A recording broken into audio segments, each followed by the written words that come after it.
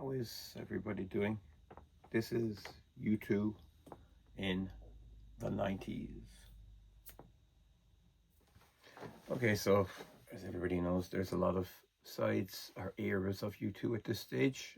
The band is nearly 50, and in the early days, between 79 to around 83, they were kind of like a garage sound, new wave punk, very jangly, very urgent, very rough and raw. And then around 84, under the guidance of Brian Eno, I guess he was a producer on the Unforgettable Fire, they kind of streamlined their sound and became a little bit more subtle. Of course, it's some big hits: Pride in the Name of Love, Unforgettable Fire. But it still had the sound. And for me, I guess the sound of U2 is the Edge. His guitar is a crucial ingredient in the band. And then, of course, 85, they played Live Aid, and they were able to, connect with an audience. That was their thing. Of course, then you had the white flag waving frontman, Bono. But yeah, 1987 rolled around, and they released probably their first masterpiece, and that is the Joshua Tree. Pretty important album. It was a mature band, again produced by Eno, and Daniel Lanois as well was on board. By the end of 87, they were the biggest band on the planet. And then, of course, they expanded on that with Rattle and Hum, which was a movie, and of course it was overkill. And it was, okay, you like American music. That's where rock and roll came from, big deal. And by the end of the 80s, the band really decided, okay, we're going to go and dream it all up again, as Bono said in the Point Depot in late 89. And dream it up they did. So came back in 91 with an absolute masterpiece, and that is Achtung Baby. And then, of course, the tour that followed this, Zoo TV, turned into Zooropa. So they toured for probably nearly 2 years.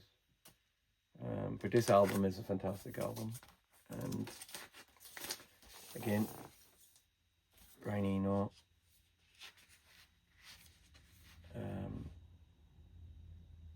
Lanois.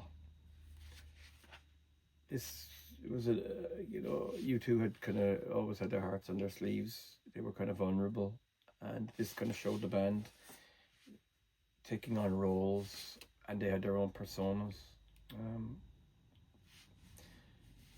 Bono became the Fly, and other guises.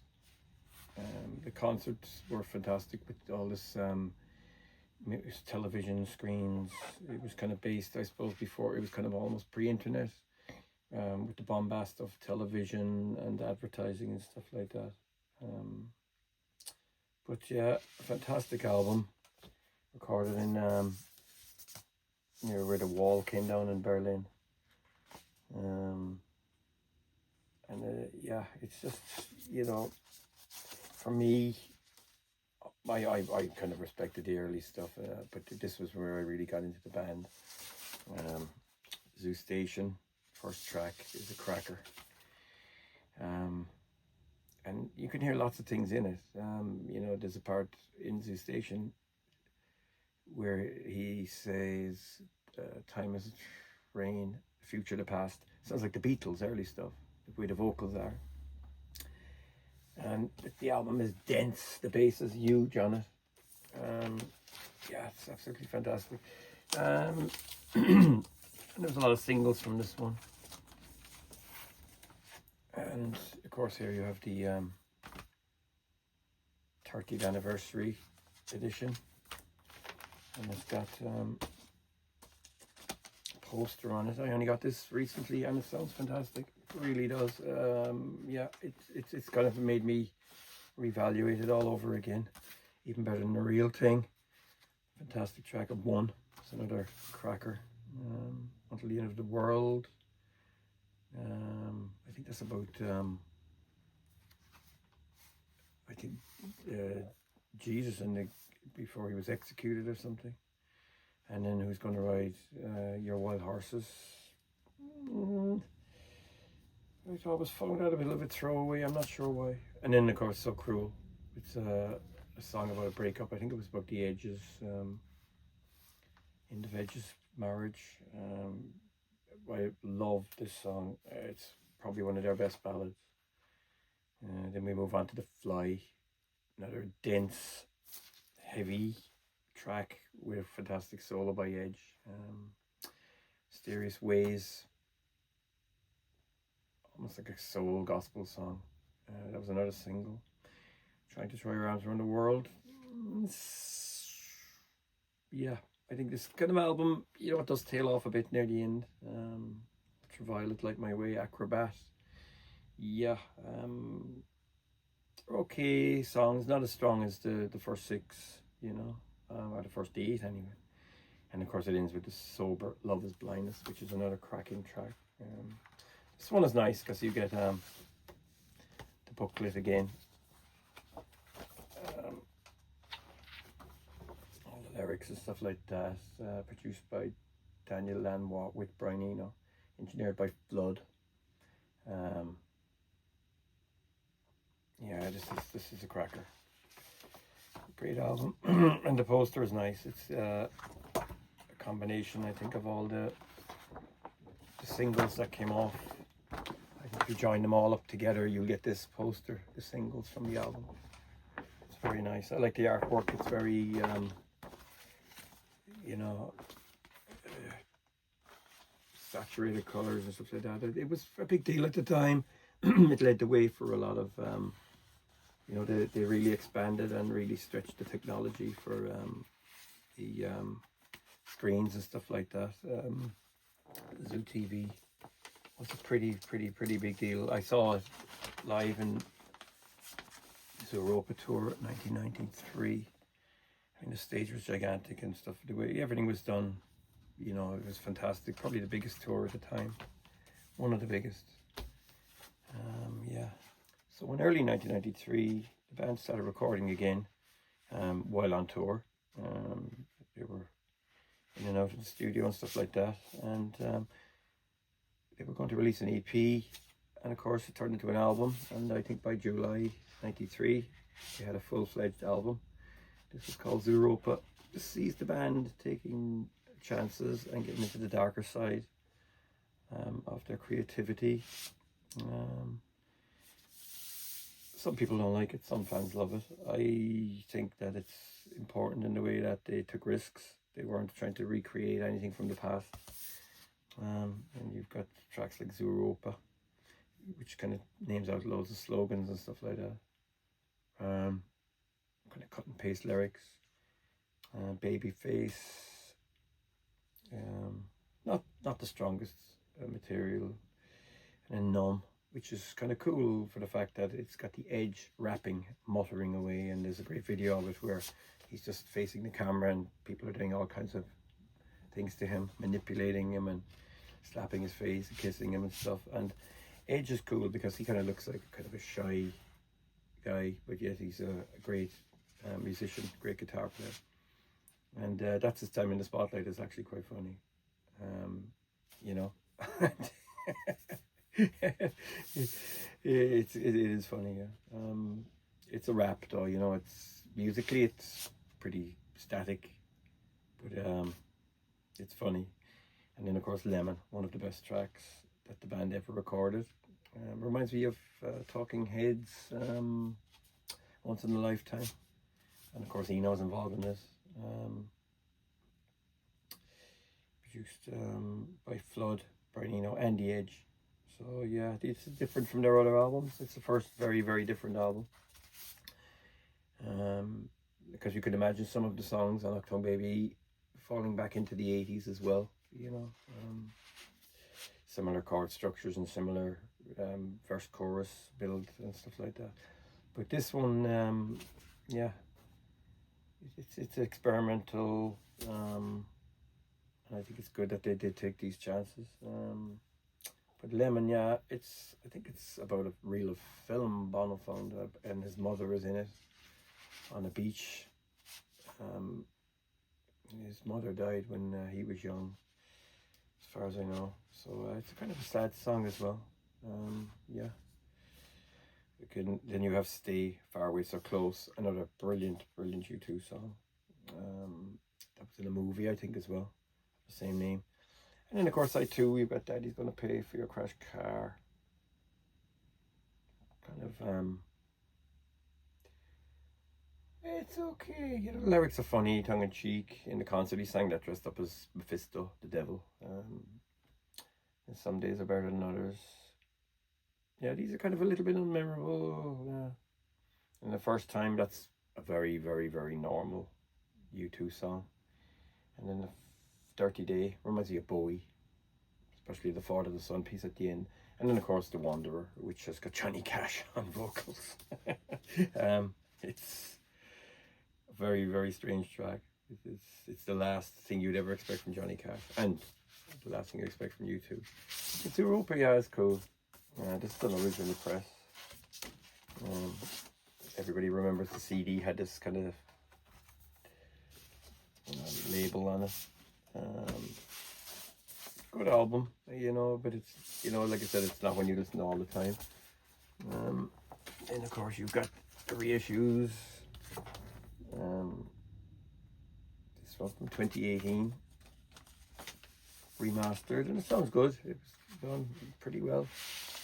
Again, like you've got the double this time, and different artwork and stuff like that.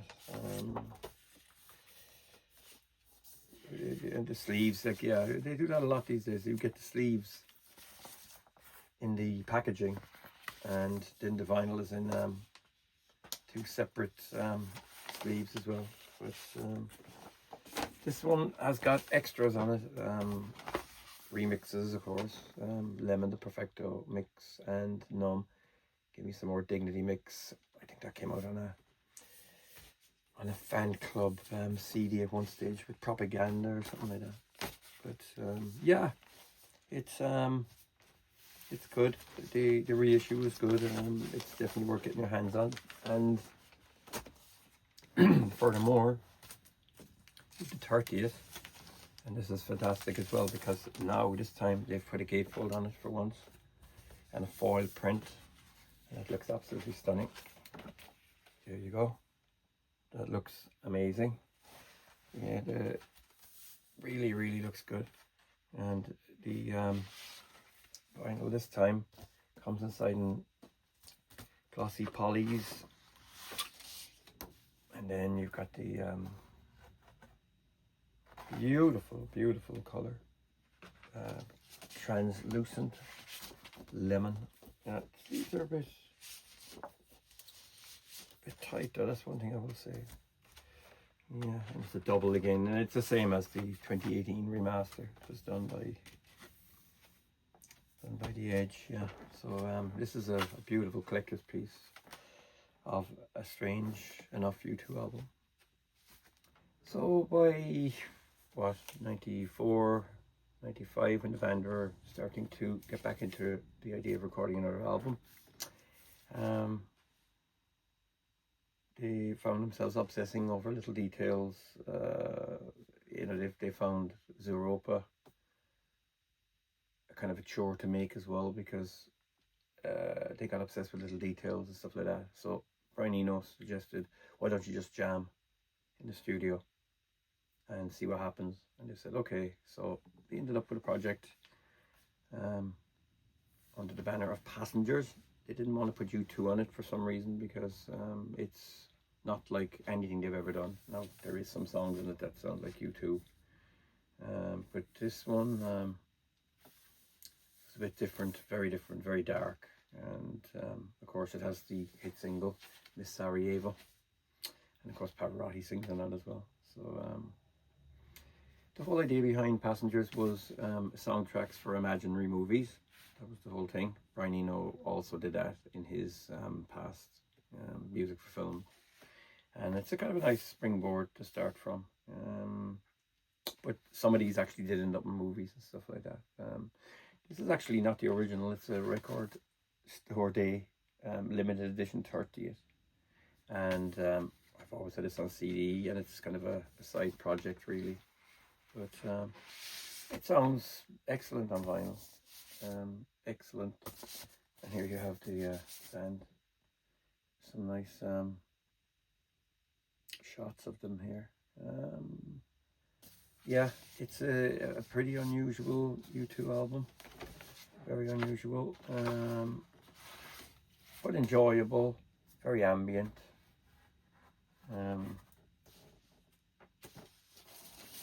Definitely a kind of an oddity in the whole canon. And there's some nice stuff on it, like I said.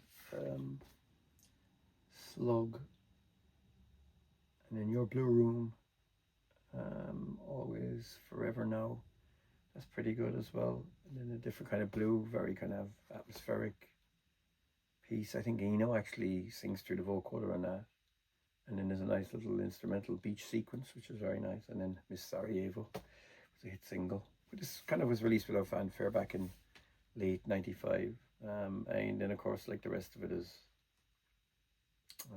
kind of very ambient and stuff, like Elvis Ate America. It's kind of a parody. Yeah, so it kind of gets atmospheric as it goes out. Like, yeah, it's a lot of synthesizers and stuff like that. There's a bonus track on this which did appear in the Miss Sarajevo single, and it's called Bottoms, and it's the Zoo Station remix. So it's an instrumental of Zoo Station. So yeah, music by Brian Eno, Bono, Adam Clayton, The Edge, Larry Mullen Jr., featuring extra passengers Luciano Pavarotti, Howie B, and Holly. Yeah, so yeah, this is nice. Try and get your hands on it before it becomes ultra rare. There is an original pressing as well, which is expensive, and it was on one platter. So Passengers, yeah, probably the darkest path U2 ever took. So the band had hoped to release an album in late 1996, and the title of this one was going to be Pop. This is a troublesome beast for U2. They look back on it with not so fond memories. Me personally, I love this album.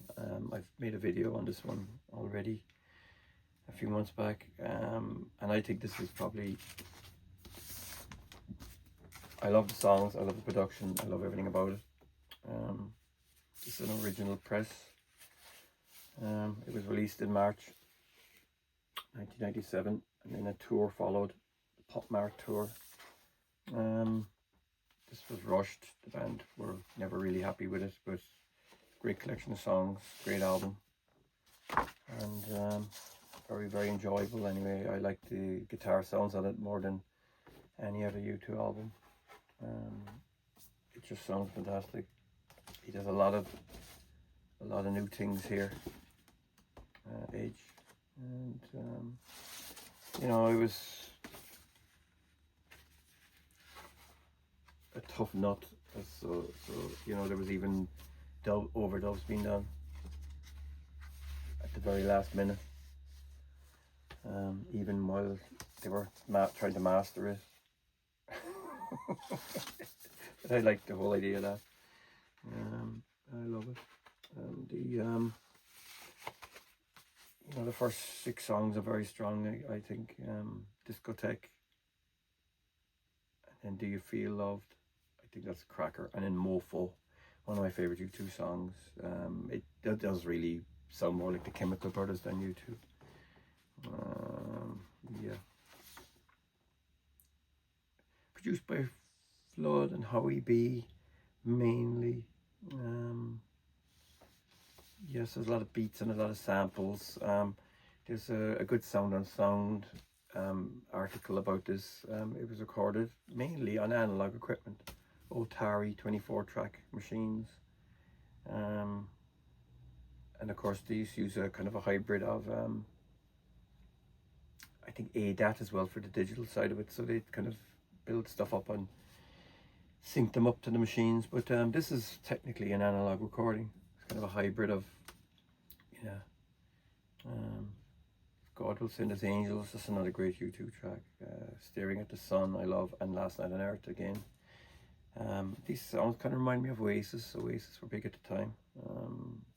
Began to make songs with big choruses. Another one I really like is Gone. Very good, great guitar on that. Then the weirdest track on the album, Miami. Great hi-hat at the start. It's insane. And then one of the most annoying tracks is the Playboy Mansion. Yeah, sounds like, you know, a soul song. The lyrics kind of get to me a bit. And it gets a bit weird in near the end. If you wear that velvet dress, please. And again, another cracker, Wake Up Dead Man. Reminds me of the 60s, late 60s. It is a good album. Like I said, one of my favorites. I liked it so much that I actually tracked down the orange vinyl. It's a limited edition. And it's remastered as well in 2018 by The Edge. Again, it's similar inside. The platters are stunning, heavyweight. That is, it's like an orange ice pop. That is absolutely beautiful, and it's a double, so you get two beautiful orange platters. Yeah, I actually haven't listened to this yet, and I can't wait. It needs to be cranked up, you know. It is stunning. So yeah, you again, you have to you have to get this in your collection. Yeah. As well as that, in '95 they also did a song for the Batman movie, Hold Me, Thrill Me, Kiss Me, Kill Me. And they also wrote stuff for GoldenEye, Tina Turner. So yeah, the tour followed, and then by '98 they released the Greatest Hits album, the gold one, the first one. And then in '99 they released the soundtrack for the $1 Million Hotel. It's a movie that has never appeared on vinyl. There's some nice tracks on it. It's mainly Bono collaborations and stuff like that, but and there's a few U2 tracks on it as well, and some odds and sods. Again, it would be nice on vinyl. It kind of completes the 90s, and of course by 2000 the band had kind of gone back to a stripped down sound, and then they released All You Can't Leave Behind. That's another story. So yeah, that's U2 in the 90s. They're probably their most experimental decade. The band were bigger than ever. You know, gone was the white flag, and out was the pyrotechnics. Yeah. So that's it, really. There's not much more to say. Except thanks for watching. Feel free to subscribe and take care.